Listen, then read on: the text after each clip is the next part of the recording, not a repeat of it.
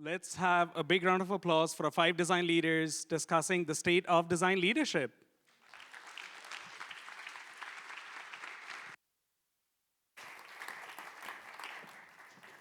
Keep the applause going. Yeah. Come on.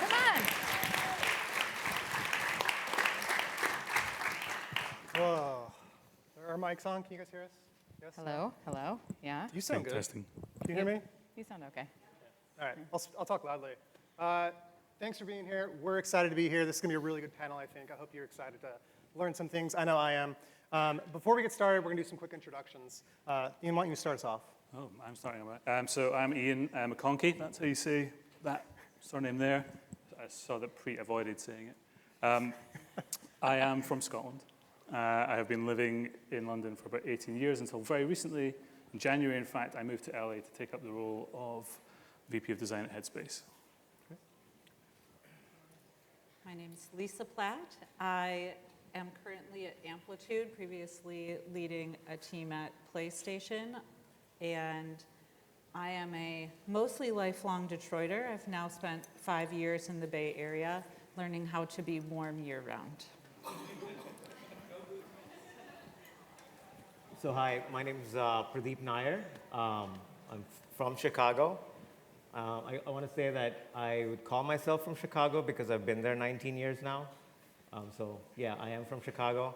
And I'm at Hyatt. I've been at Hyatt for the last 8 weeks, so relatively new to my role. Definitely learning a lot, just talking to a lot of the leaders here. And before Hyatt, I was at insurance, so I was at Allstate. Yeah, interesting shift, right? Both service organizations, one you wish you never bought the product or used it, the other one you wished you absolutely loved the product. So, fascinating. Awesome. Welcome. Really excited to chat with you all today. All right, and we have this handy guide for you behind us in case you forget who we are. Tanner and I are going to be co-hosting this conversation today. Why are we co-hosting? Yeah, that's the question. We're doing this because Preet asked us to, and we like Preet a lot. So, Tanner and I, we are actually married, in case you didn't know that. One of the interesting things about us is we were product designers together at Facebook, and we met at Facebook. You don't have to meet on Facebook. Sometimes you meet at Facebook, and then you get married and stuff like that. But something that we found really interesting about our career paths is that I'm a design director. I've taken the management path of career leadership, and I'm a design director at Intercom, and I led teams at Udacity and Chan Zuckerberg Initiative and Facebook too. Tanner has taken the IC leadership path, and so he's led teams from the IC perspective. He's currently at Lyft, was formerly at Atlassian, and Facebook as well. We've had a lot of jobs. But one of the things that we love about our partnership in design is that we see a lot of the leadership perspective from those two different paths and from two different angles. And we've just recently started to co-host a podcast called New Layer about design. It's not for y'all, it's for new designers. None of you are new. Y'all know what you are doing, but I'm glad you're here to learn more because we're all learning, we're all building on our knowledge base as we go. But from that perspective, we'd like to start the discussion on the state of design leadership. Great, thank you for that. So the state of design leadership. I think a nice thing about events like this, and if you're following along on Twitter or Slack or anything, is you kind of get a natural taste for what the state of design is just by what the conversation entails, right? Like, we don't really need to have this panel, in my opinion, because the whole conference is about this. Oh, we're done. Cool. So I think what that actually affords us is, instead of talking about the state of design, I think I'd like us to cover how we got to the current state of design. And then by evaluating that, hopefully we can give a little peek into what comes next. So everyone in this room can kind of get a taste or a flavor of kind of what we need to focus on in the coming years as design leaders in the industry. How's that sound to you all? Yeah, sounds like a plan. Sounds all right? We'll give it a try. Cool. So I'd like to start by talking a little bit about your experiences and how the perspective of design leadership has changed over the years. So reflecting on your careers, when you first started looking at becoming a design leader, how did that perspective evolve over time to where you are now and what you perceive design leadership to be? How has that evolved in your minds? Do I have to start? Why is everyone looking at me? All right. You open. It's whoever opens their mouth first. We're going to zero in on that and go. I was just sighing. All right. Don't do that. I will tell you, maybe I could talk a little bit about my story of how I fell into doing what I do. I was a developer, and I had a friend who was also a developer, but was going to this HCI program. And I was like, what are you doing? What does this mean? And this was in the early 2000s, the dot-com time. I was like, why are you wasting your time in this human-computer interaction stuff? Do an actual engineering degree. He was like, no, this is what I'm passionate about. And one day he dropped a book, Don't Make Me Think, by Stephen Krug. Anybody's read? Oh, a lot of nodding heads, good. Actually, I met him maybe like 6 years ago, and he is way cooler in person than you think the book is. If you think the book is cool, you should meet him in person. He's a very cool dude. Anyways, so he dropped this on my desk, and he said, hey, you should read this. I think you'll like it. You're not like everybody else. I'm like, what do you mean? And so I picked up the book, and that was a book that I didn't put down. Like, I read it, like, that night, I didn't put the book down. I am a very slow reader, and for me to say that takes a lot, because I actually have to read the whole book, and it's not a big book. So that got me interested in design. And then I was in a company where I got the opportunity to actually really push hard and figure out if there's a way for us to start thinking about usability. It wasn't design, it was usability. That's what everyone called it.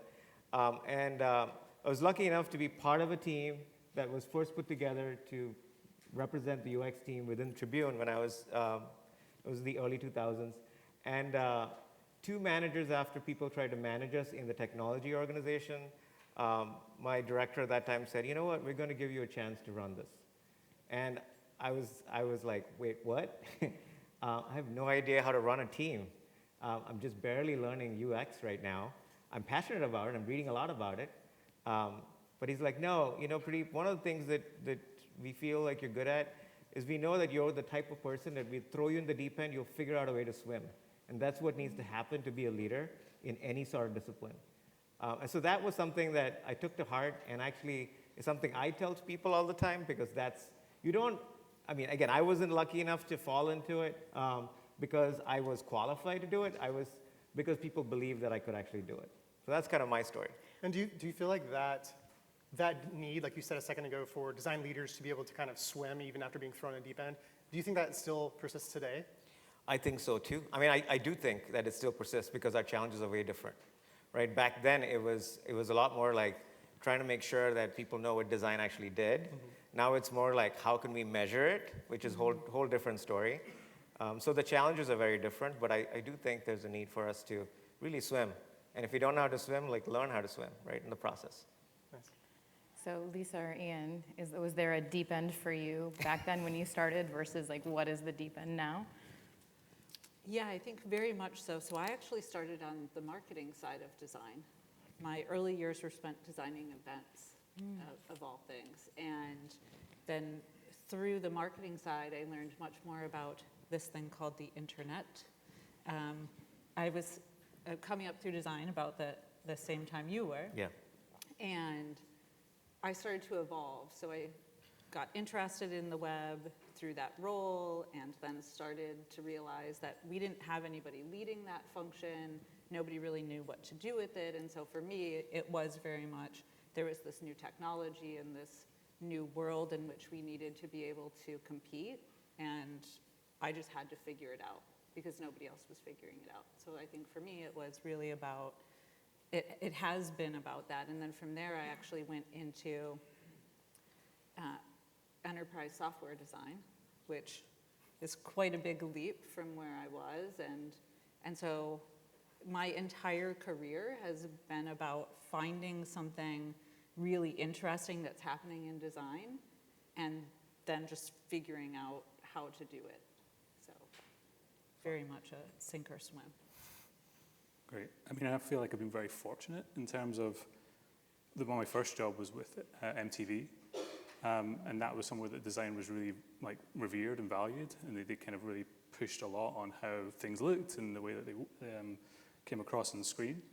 And fast forward a little bit from there, in my last role, where I fell into a role with a company called the App Business in the UK, I was the first designer, so the de facto head of design. There was the only designer, so there was myself to lead, which made it very easy. And in growing the team, as I did very slowly, we kind of were able to, at that ground level, to garner the respect of our peers. Like the first thing that I did was work with the head of engineering, who was also the only engineer at the time. to just understand the best ways to work together. Like, how are we going to do this? How the hell are we going to do this? We've got clients who are potentially going to pay us some money, and we need to make sure that we're delivering value for them. So I think that for me, in terms of like leadership, I've been quite lucky because I've been able to define a lot of the parameters around how we work. We adopted Agile at some point, and I was very hesitant in terms of Agile. I saw it as these very kind of like marked milestones where it's like, well, how can I design? I design this continuum of like experimentation and like wonder, and you kind of get to a point at some point. You can't squeeze it into 2 wee boxes. But we found a way, and that was only through conversation and collaboration. It wasn't a magic sauce necessarily. It was just like communication and visibility, which I think has come up quite a few times. And I just wonder, it's like where I think where maybe some older companies or incumbent systems are what are holding back design being like embraced the way that I was fortunate enough for it to be embraced. So I do relate to the stories, but I also feel quite lucky that I had it the way I did.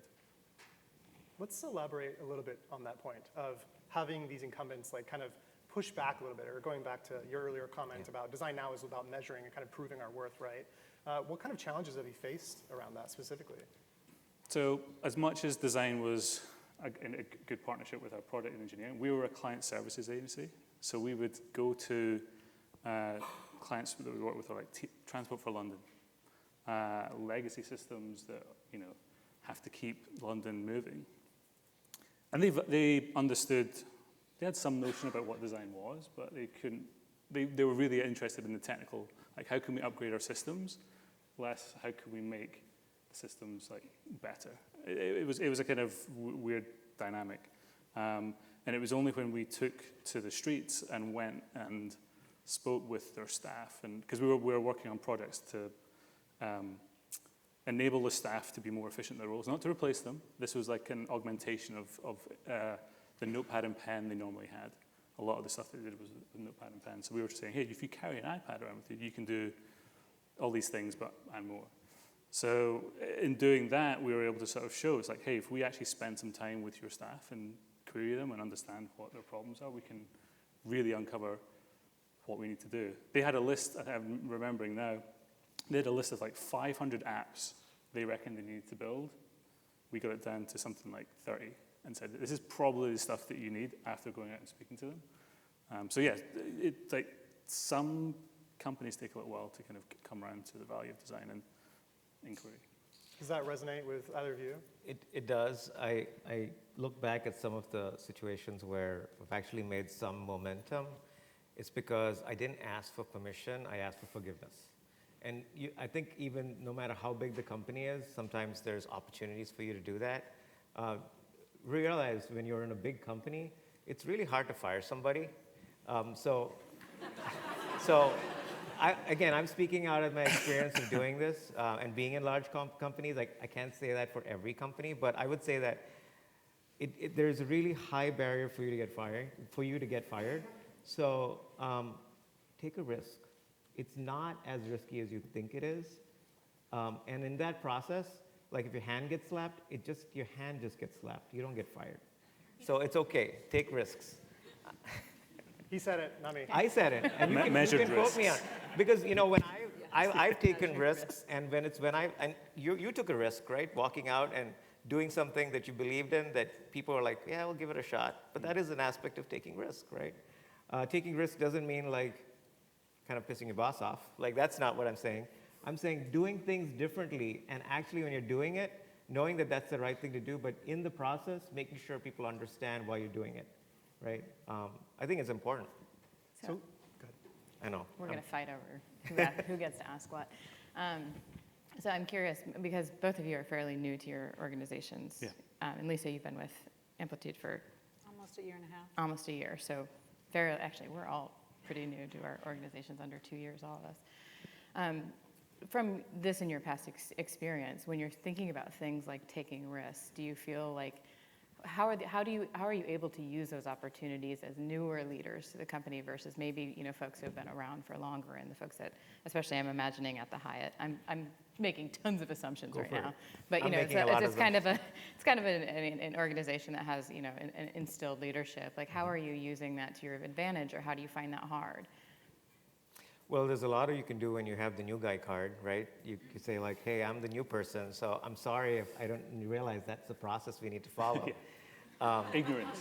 Yes. I didn't know. Yeah. Oh, that was a process? You have a process for that? And you had 15 people signing off on that? I didn't know. I just pushed it to production. Now, now, there's an element of that, but you can't get too far with that because that kind of runs out pretty quickly. I will say where we are right now in our maturity, we're hiring a lot of people. So even though I'm saying I'm 8 weeks in, there are people that I'm working with that are there 2 weeks, 4 weeks. So I can't really use that because there's a bunch of us that are kind of new as we're figuring it out. But just be mindful of not using the new guide card. But it is a very effective mechanism. Yeah, there's a lot of power in a pointed question. And so being able to say things like, oh, do we not just do this? Allows you to sort of plant the seeds of how you think things should be or could be under the guise of learning. So I have been strategically ignorant at various points in my career, just long enough to learn the people and the processes and plant all of the seeds of things that I think I want to do, and then use that to sort of build. I had a bit of a political career in there too, so I'm always kind of thinking about how to build my next campaign internally and sort of create the change I'm looking Ooh, to. talk more about that. What's a campaign you're building? So we have been looking at design a little. I'm sure many orgs are more in sort of the delivery, like how do you support the, in our case, the pod or the team that you're a part of, and less about how can you drive the roadmap, or should you be having your own set of initiatives, things like redesigning the entire sort of exploratory experience of your product and using a design-led process to do those things. So I'm trying to build the case through small bits of showing how much design can drive product vision, or design methodologies can drive product vision, or how we can be leading our own initiatives that drive the product forward, that are beyond what's kind of on the agenda that we've been given. Those are great. I heard a lot of like sort of pointed curiosity and showing as opposed to telling. Lots of showing.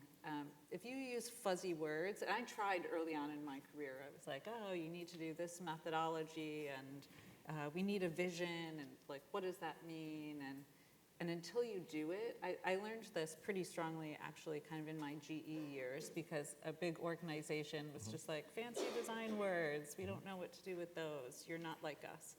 And so I use it, some of you may have experienced that moment. Yep. And so I completely shifted how I talked about things, and I just started little by little instilling bits of a better process into my project work and my teamwork, and just kind of chipped away at it. Something as simple as, can we talk to some customers? No. Can we talk to some customer service people? And just sort of building credibility from there and injecting small bits at a time. So this concept of, I think you called it strategic ignorance, which you should trademark if you haven't yet. Is that something that you all kind of like learned from your mentors or leaders or guides, or was it something you just kind of developed on your own?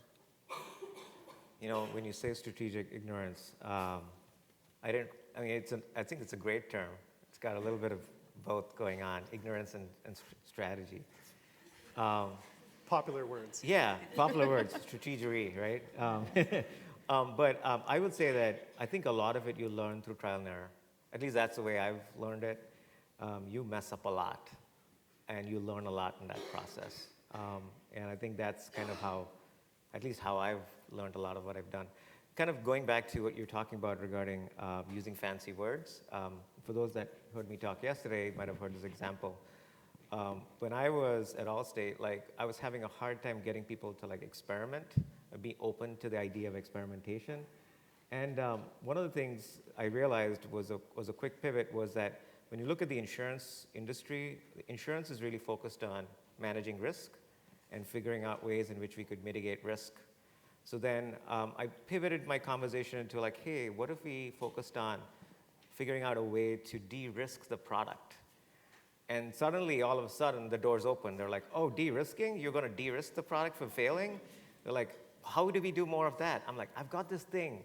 And you'd write these things called hypotheses, right? And, and you can experiment, you know? But it was a verb, it wasn't the noun, you know? And now all of a sudden, like, de-risking became a thing, and it became part of our process, is let's de-risk the product.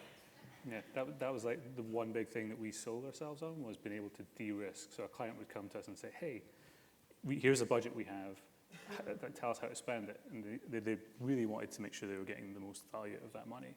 So if we said we could de-risk it, it was like even better. It was like, yes, now you can kind of make sure we are spending money on the right things. So yeah, being able to sort of say, here's a process or some things that we can do that kind of give you the confidence that you're putting your money in the right place. Mm-hmm. I would bucket a lot of the things we're talking about as sort of teaching.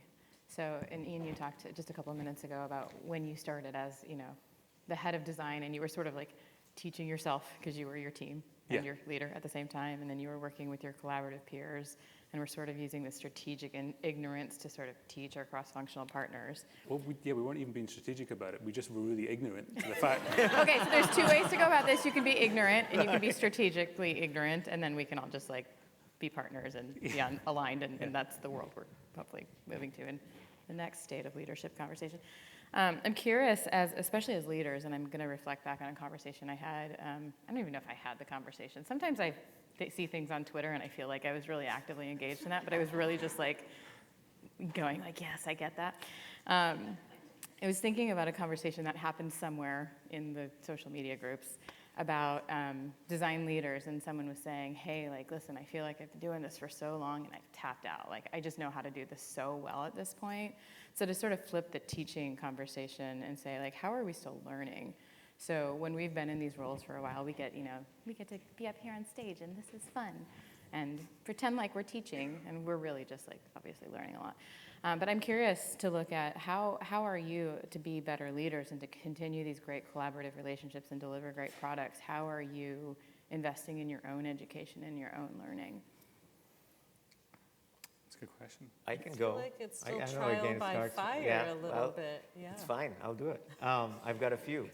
So I would say it is ignorant if we say that we've already done it all.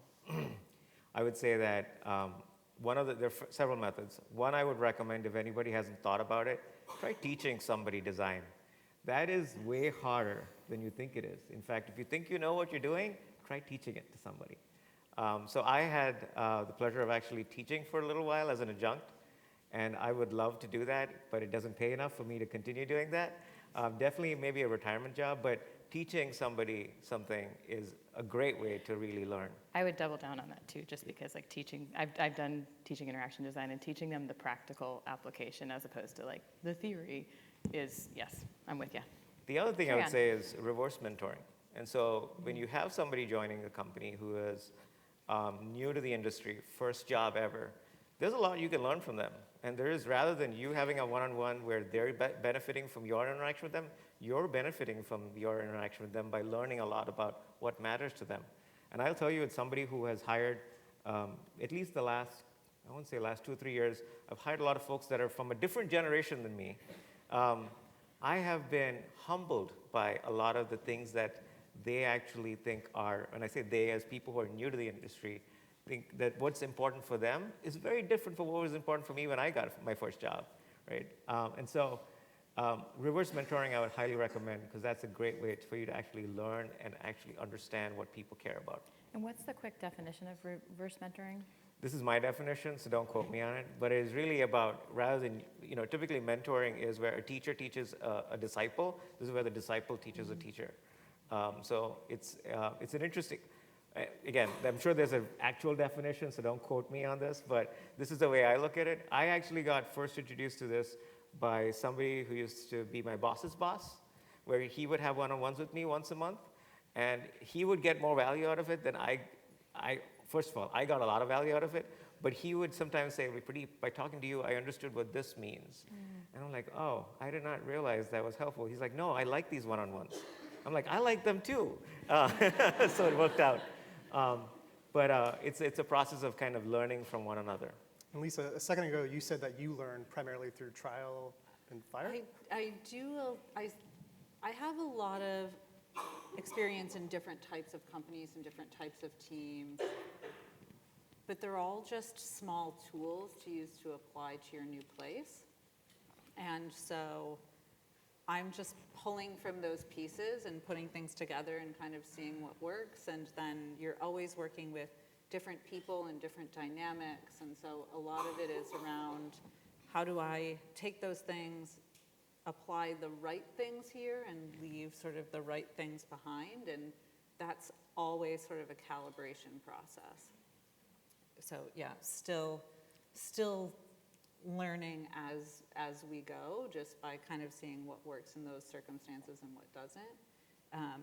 I also spent a little bit of a time with a coach because I have found that in my early years as a woman in tech, if something got really uncomfortable, I would just fade to the background, not make trouble, and it allowed me to sort of stay safe in that space. And as I rose in leadership, it became infinitely important for me to not do that because I was the representative for that team. So every time I sort of opt out of a conversation because it's uncomfortable for me to be there or I feel like I'm not being heard, the people who lose are now no longer me.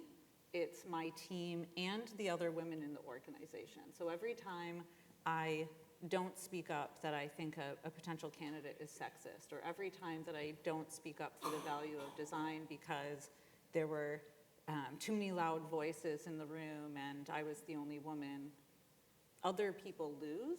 And so I did some coaching to actually help me stay more engaged in those moments and channel a few more superpowers instead of saying like, I'm gonna take a little time out here.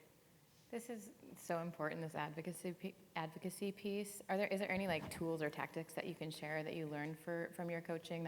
You were talking about like how do you calibrate and know which things to leave behind and which things to move forward with. Is there anything that stands out as useful that maybe folks here might be able to leverage? Oh, that's an interesting Just put you on the spot. How you like that? I think the thing that sort of grounds everything that I do is having a little bit of an obsession with people and how they work and reading their emotions and seeing how they're responding. So I'm using different kinds of feedback in those moments to say, well, this, I'll look out at the room and say, everybody's being quiet, why might that be? Or this person is speaking, but yet again, this person isn't. Or people are in the back of the room. And just trying to sort of gauge what they need, what's happening in the moment has been the common thread, which is interesting because the flip side of that was my own behavior and sort of saying like, oh, I'd rather be in the back of the room at this moment, or I would rather be like silent at this moment because engaging in this doesn't matter. And so maybe I'm just hyper aware because I've been on both sides, and so it allows me to change and adjust in a way that I feel like I can at times like identify things in people that perhaps I have experienced myself. I like that a lot. That like feeling of kind of being uncomfortable, I assume in all of your roles you've had to experience that to varying degrees, right? What other tools or mechanisms do you have for kind of combating or facing that uncomfortableness head on? Yeah, I think definitely, given the way that my last role ended up me being, at the start and building that kind of culture almost around me, which was really great, moving to a completely new culture was like, wasn't awful, but it's definitely been challenging. And I think not only because it's in a different country, I think there's certain cultural norms that I'm only just getting an understanding of. Can you give an example? And maybe it's my personality, but I definitely, and I don't want to generalize, but Americans tend to be the louder voice in the room compared to maybe... We do. Compared to maybe more, say, British and kind of reserved people like myself. That's not to say that I'm like super reserved and introverted. It's more that it's like the difference between 10 and 11. Not everyone, so I'm sorry for generalizing, but it is just certainly at a leadership level as well, where I think at a leadership level, you're definitely like, you've got responsibilities, you've got to be delivering. You're being paid probably a decent salary, so what you're trying to achieve for your team is under a lot of scrutiny, even more so than anyone else probably in the company. So yeah, so you're in a room with other VPs and executives who all have a kind of command of the room. And unless you're ready for that, that can be very challenging. So some of the coaching that I'm actually getting just now is kind of similar to what you were talking about, to make sure that while I can contribute, that I'm contributing as loudly as everyone else. And it's not because I want to change myself. I don't think I'm ever going to be like stood up and shouting at stuff, but definitely just making sure that design is being heard in the way that it should be. And again, there's lots of talks that have gone through the last couple of days that have referred to that.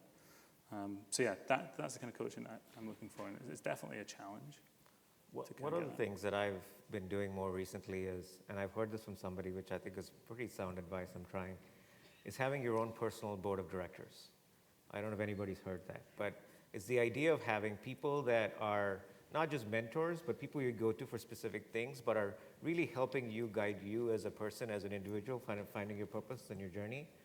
And having that board of directors, and it's not that you have to bring them in for once a quarter meeting, but these are people that you actually have, kind of like a phone a friend, that are available that you can reach out to. I don't have coaches, but I do have mentors, and I have people that I consider kind of part of my board of directors, and my wife being definitely one of them, otherwise I won't hear the end of it. But I do have other people that I go to for different things that in a lot of ways are kind of my board of directors to help me manage through difficult situations. I find that a very interesting kind of metaphor to kind of think about things. You don't go to everything to just one person. You have to think about what are the people that you know, and how are they going to help you, and then tap on their shoulder for that help.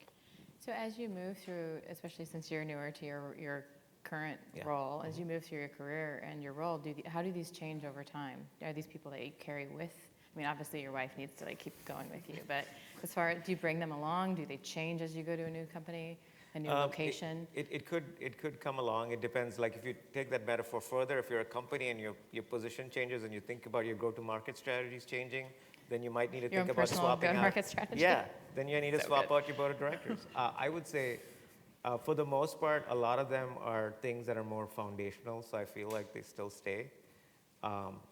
But it could change. I haven't gone there yet, so still playing with the idea, and I've reached out to a few folks to be part of my board of directors. This is a really interesting concept, and I've heard it come up more and more in my circles. Certainly myself, I have a coach. I know you have a coach. Why do you have your board? He doesn't need a coach, he's got a board. Why do you think like coaching has become such a prominent kind of trend we're seeing right now, especially when it comes to design leadership? Like any ideas or insights that you might have or perspectives? I guess we just want to continue to better ourselves and continue to learn. And if we're essentially at the top, who's going to teach us? Like, who's going to help us with that? I mean, we can talk to each other, but then if you need that very specific bit of guidance, then I guess that's what the coaches are there for, right? Yeah, I mean, especially for me, I am often both the only woman and the only design leader within an organization, and so you don't really have a lot of people kind of bounce things off of, and so I think having someone who has enough context to kind of understand what's happening, but can be there to sort of help you focus on the things you want to work on, has become important for me. Yeah, it gets, I think, a little lonely. I think it's two words: imposter syndrome. I think we all have it. I can speak about myself. I did not go to art school, and I run design teams. And I had to go to school again just to feel better about it. So I did a master's in HCI after I made fun of my friend. And I did that because I wanted to learn a little bit more around, okay, how do I have meaningful conversations with people that are way more qualified than I am? And at the same time, I'd say that as you get to a point in your career where you're like, you are the design guy. Like I was talking to my boss and I was like, I'm thinking about doing this. And he's like, it's your call. You decide. You don't have to ask me. And I was like, oh yeah, you're right. So for people like me, who are kind of doing this, and I think there are others out there, I was talking to Peter, and he mentioned that one of his isms that he didn't put was, it gets lonely on the top, and it's true, right? And we're getting a seat at the table, even though the table doesn't exist, and it's a metaphor. The seat at the table, we don't know what to do when we're at the seat at the table. We do know what others are doing, but is that what a design leader does? Is something I don't think everybody has the answer for.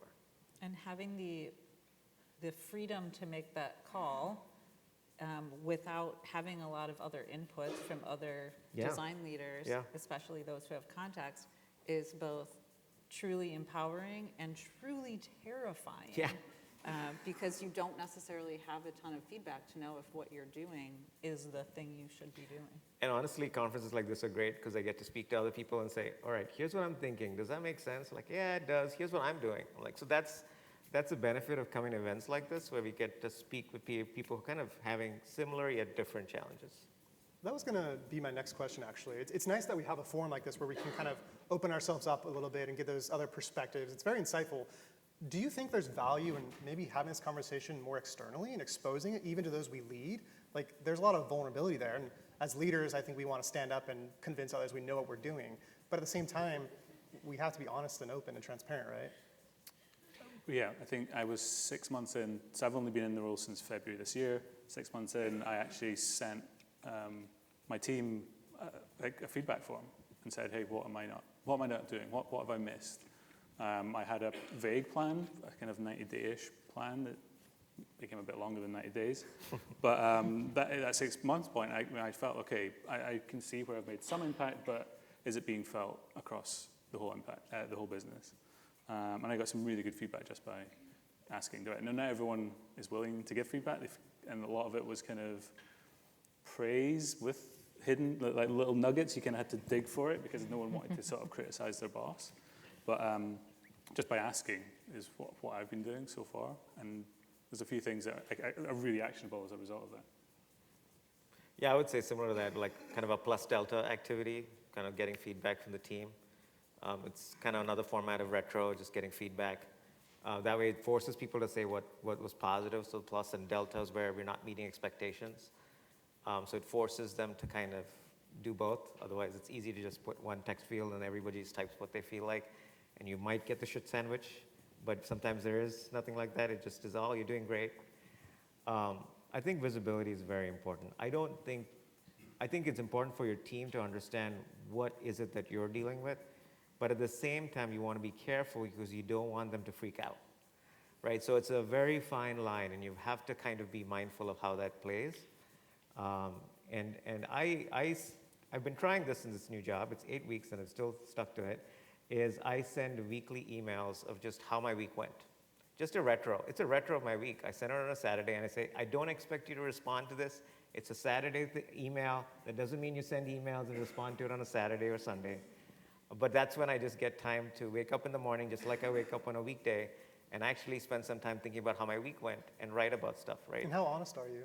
Huh? How honest are you? I try to stay as honest as possible, but at the same time, this is a new team. I don't want them to really, I'm trying to be vulnerable, but I don't want to be too vulnerable. So I try different things, right? I try it and I see what the reaction is, right? And so it's a trial and error thing. There's no secret sauce of you need to do this, right? At least I'm not aware of it. What are your intended outcomes from this? So you're looking at some transparency and the right level of vulnerability. I think the biggest challenge with a lot of people, there's a perception, right? If you're sitting here and you're looking at your leader, there's a perception of what your leader's doing. It's a perception, right? Who knows what the reality is? Who knows how many of the things that are fires that are happening that they're dealing with that you're not even aware of? For me, it's awareness of all the things that I'm getting to see and be actively involved in. actually, it's a lot of elements of what Peter was talking about, showing how you're a diplomat, kind of working with the product folks, showing how you're an advocate, telling about where you had the opportunity to talk about something to the CEO or to another SVP, that they feel good about the fact that their work is getting represented even though they're not in the room, right? So I think there's all those elements. You got to see where are the opportunities for make sure people are actually motivated and actually driven to do what they do every day. Sorry, I was kind of a little No, that was great. long-winded. Thank you. I was going to nudge on one little thing. You did say that you forced people to share like the negatives and the positives. And going back to like Lisa, you were talking about often being the only design leader in the room and often being the only female in the room. And I can relate to this like times 1,000. It's exhausting. I'm curious how you're, and maybe any of you are creating those environments so it's not actually a force, like I need to get this feedback so I can do better, but really like cultivating environments where we're looking towards more inclusiveness and more equity. So when I use the word forced, thank you for clarifying that. I just thought that was... When I use the word forced, I meant that it wasn't a one question survey where like, okay, what can I do to improve? It was I have two boxes. I have what am I doing well and where am I not meeting expectations? So that forces them to put something in the box, to say something. That way it's forced to differentiate the positive from the negative. It's not an optional blank. Right. And so, and sometimes people use it for other things. They're like, I wish we saw you more often, which is what happens a lot of times. Or that's something I would recommend. If you're a leader and you don't talk to your people at least once a week, I think we have a challenge, right? But like management by walking around is a thing. It is important for you to be around your folks. But going back to the question you asked, so definitely making sure that people actually are given the opportunity to do that. I'm not putting them in a room and saying, you're not getting out of the room until you give me feedback. So it's kind of making it lighter. But then over time, you want to increase the psychological safety the team has, right? And I'm too early to have any psychological safety because I'm the new guy. There's an assumption I'm going to come in and bring my people and everybody else is going to get fired.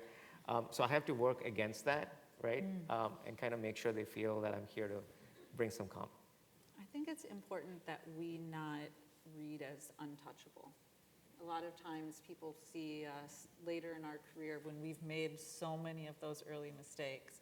And so it seems like we just had this natural ability or we just, figured it out or just knew what to do. So I like to share actually a lot of my stories of failure with people on my team so that they understand that it took a lot of work to get where I am and that it's possible for anyone.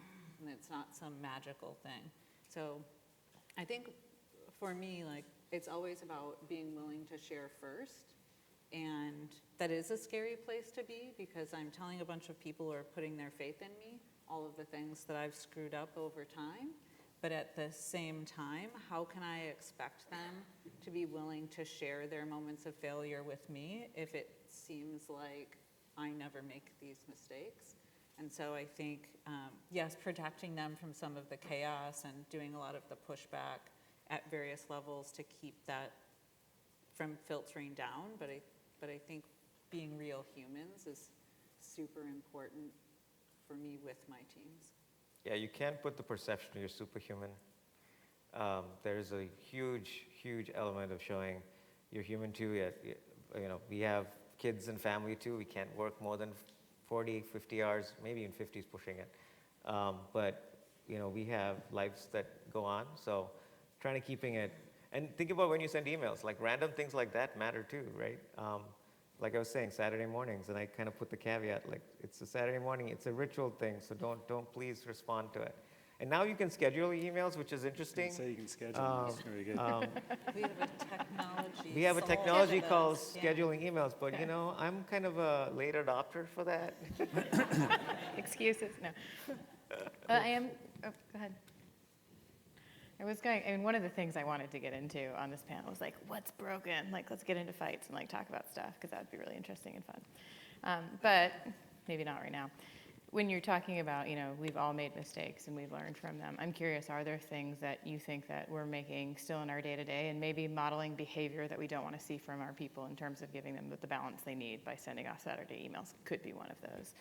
Are there other things that you see yourselves doing or that you see us in the design community doing that is contributing to the state of design leadership today? I've got one. Do it. I'll just throw one out. I attended this conference last year, and it was phenomenal. Great speakers, great lineup.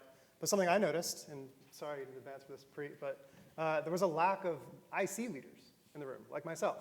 I don't want to do a survey thing. I'm not a big fan of that. But we talk about leadership all the time, and yet consistently all that shows up on the stage, for example, are people managers. So I think we can do a better job of including more ICs in these conversations, and kind of going back to what we were saying a second ago about kind of exposing our vulnerabilities and humanizing ourselves. Just setting the reminder that you really don't have to be a people manager to lead. You can be in any role, right? So that's one thing I think that we could do better as an industry. Yeah, I think it's tough. The IC stuff is really interesting to me because right now we have 2 leads, one of whom has said quite clearly, I've got no interest in managing. And it's like, well, that's great. So, but then the person who's managing is like, well, what are they going to do? Like, you're not going to be managing people? That's like a big responsibility. So helping them define what an IC can do in terms of leading has been really kind of interesting. Because I originally shied away from management.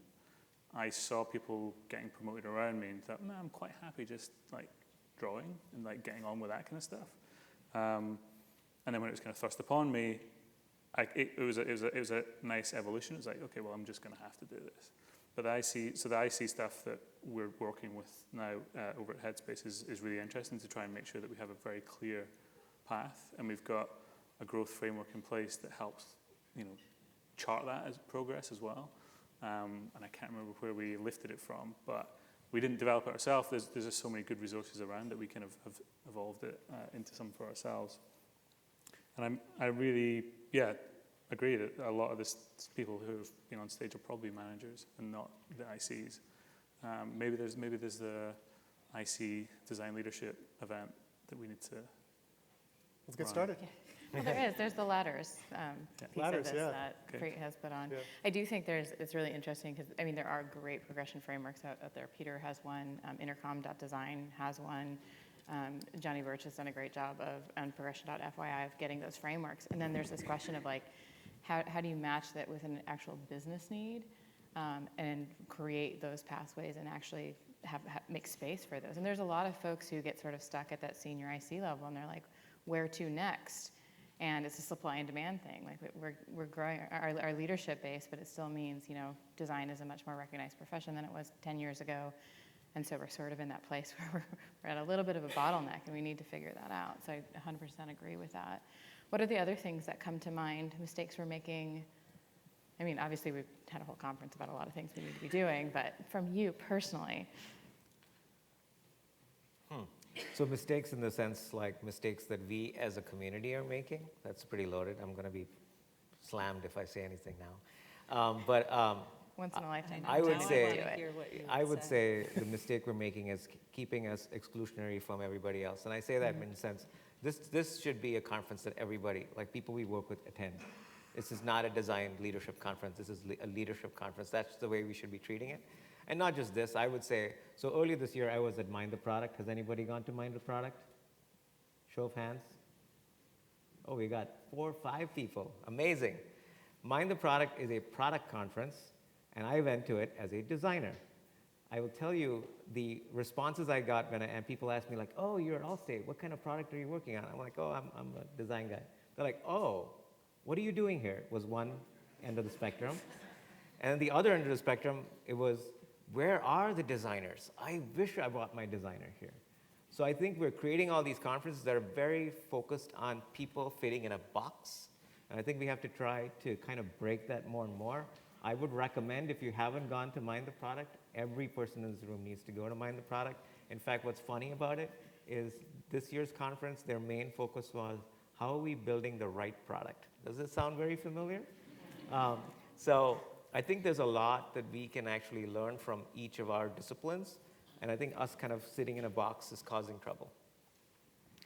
I personally love that. Lisa and I, or actually a few of us were talking yesterday or the day before. We've been here for a while. This is fun. We were talking about, sort of, when you look at the state of design leadership, you're sort of looking at this on a continuum. And process was something we used to be really, really great at. I think Dave was talking about that in his talk about Agile. Like first we were process, and we were great facilitators. And so we've moved on beyond methodology to outcomes. It's like we are part of collaborative teams that are driving outcomes. And so being product people is somewhat of an evolution from where we are, say 10 years ago when we skewed more towards agencies and more service models as opposed to like in-house models. That's something really interesting to think about. Yeah, I now draw a lot of diagrams when we talk about how we work.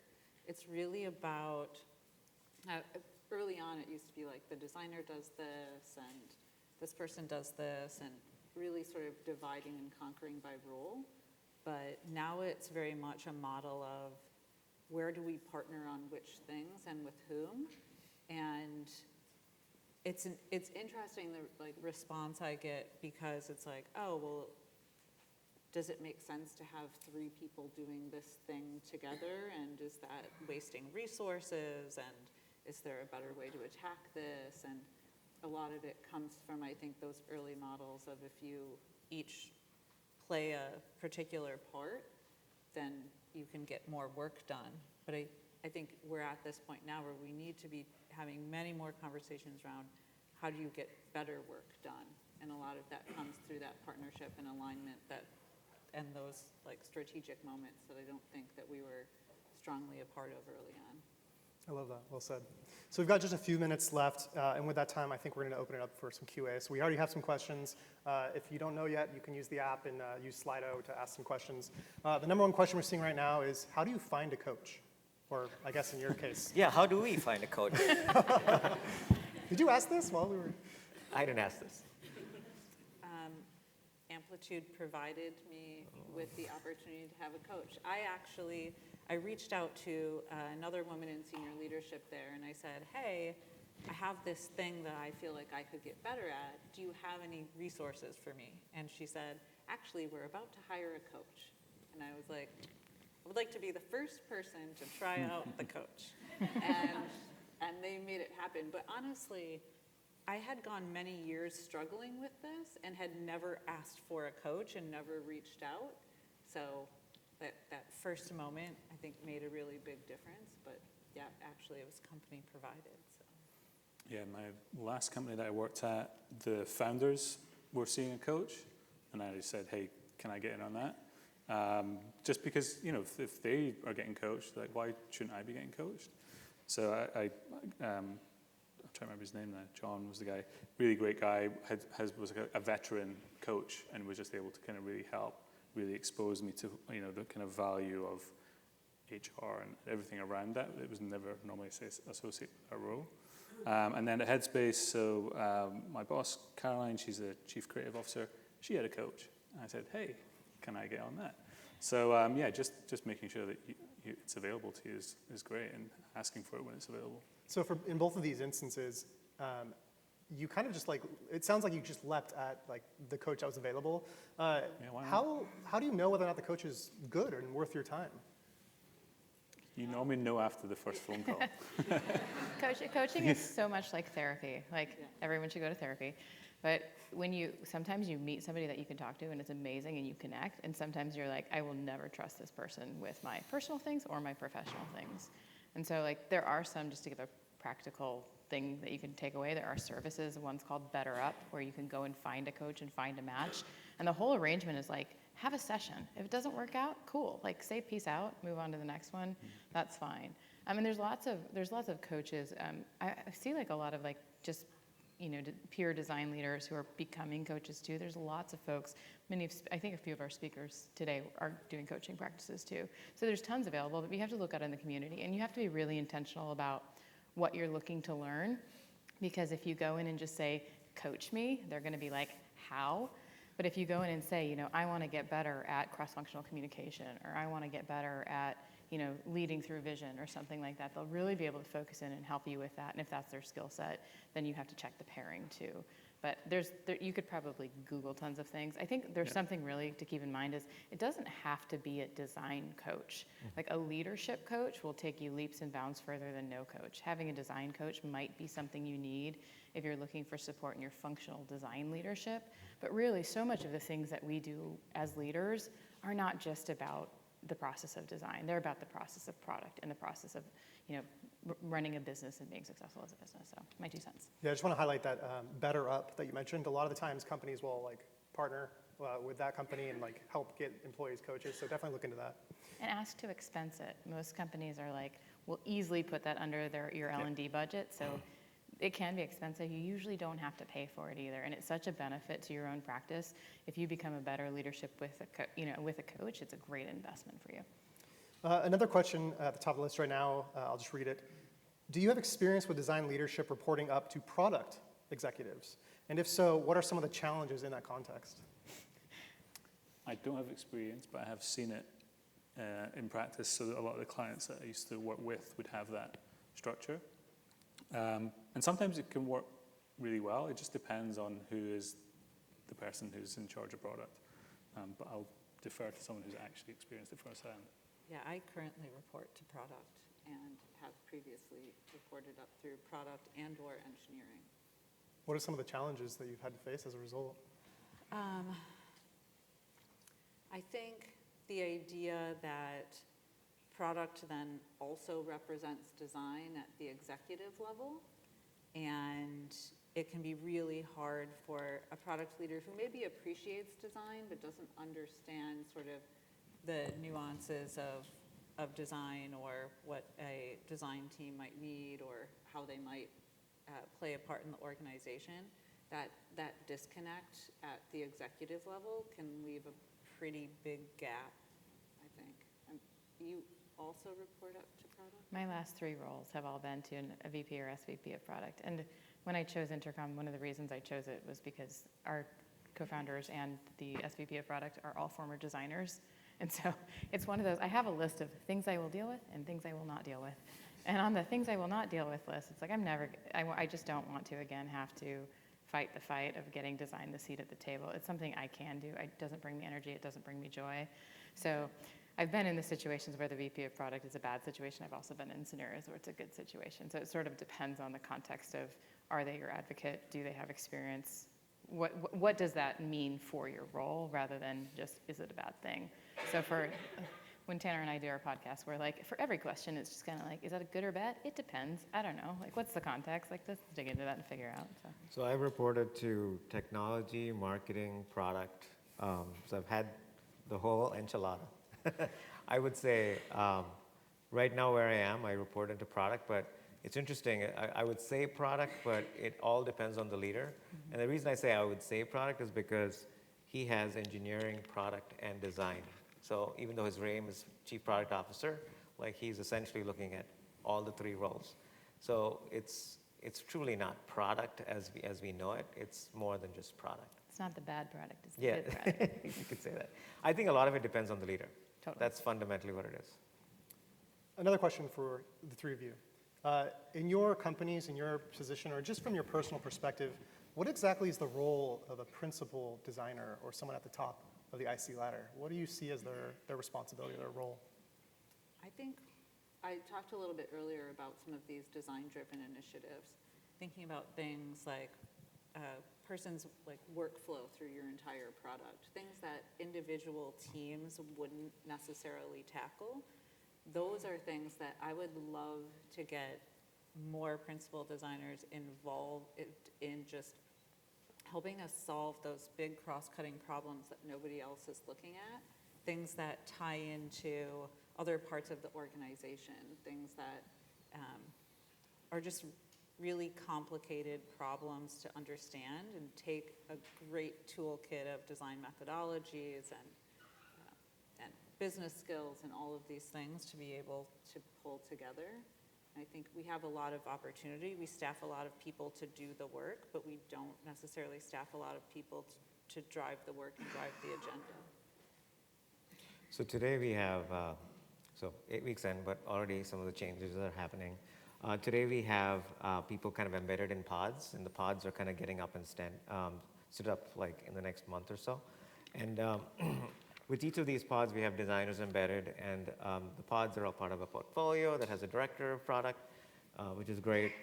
Now, what happens is people are usually focused on achieving the outcome, right? And you don't have anybody focusing on the practice of design.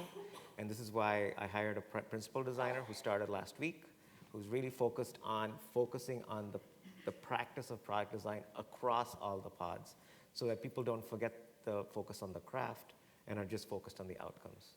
So that's what I see a lot of the principals kind of focused on, and making sure people are using a design system, making it part of their process, but not just there to police people, but really player coach. That's what I look at as a principal designer. I love that, and we've actually, I feel like we at Intercom have a really good path for principals. The one sort of, I guess, architect that I see working less well is sort of the person who wants to go off and do their own thing, like wants special projects, wants to, you know, you hear a lot like, oh, I want to be more strategic in my role, and you're like, what does that mean, more strategic? And it's usually like, I want to be a decision maker, but I don't want to do the work. And so as we look at how designers evolve, I mean, honestly, that's what I want too sometimes, but I'm just kidding. But sometimes, you know, you need somebody to go into and to still model really well for your designers as they're growing upwards. Otherwise, we have a handful of principal designers. We have no one to teach our junior designers, and then we're like not addressing questions of, you know, diversity and hiring and all that good stuff. Like, it's all interrelated.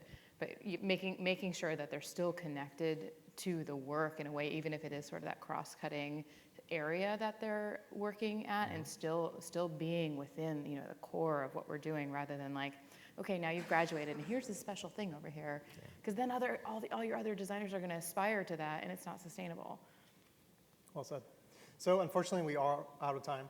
I want to thank you all for being here and joining us in this conversation. Before we go, real quickly, if you don't mind, if people want to find out more about you or your company online, where should they go? So you can look me up on LinkedIn. I'm very active on LinkedIn if you've not seen me type stuff. And usually Friday mornings are when you hear something from me and you're like, this guy's not making any sense. So that's the easiest way to find me is LinkedIn. Yeah. Also, the easiest way to find me, if you're looking for Lisa Platt, I'm the one with the photo with the glass of wine.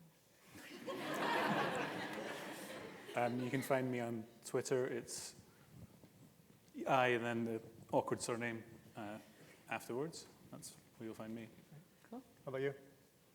Oh, I'm usually lurking on Twitter, LinkedIn, sometimes on Facebook, Just Google. in some Slack groups. Just Google you. Yeah. Okay. Great. How about you? You can Google me. Cool. You can probably Google all of us. There Yeah, you go. yeah. All right. Google All right, all well, of thank us, you yeah. again. Let's All give right. them a round of applause. Thanks, guys.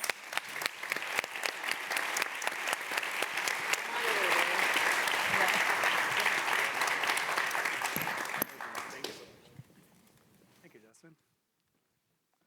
Thank you, Iain. Thank you, Lisa. Thank you.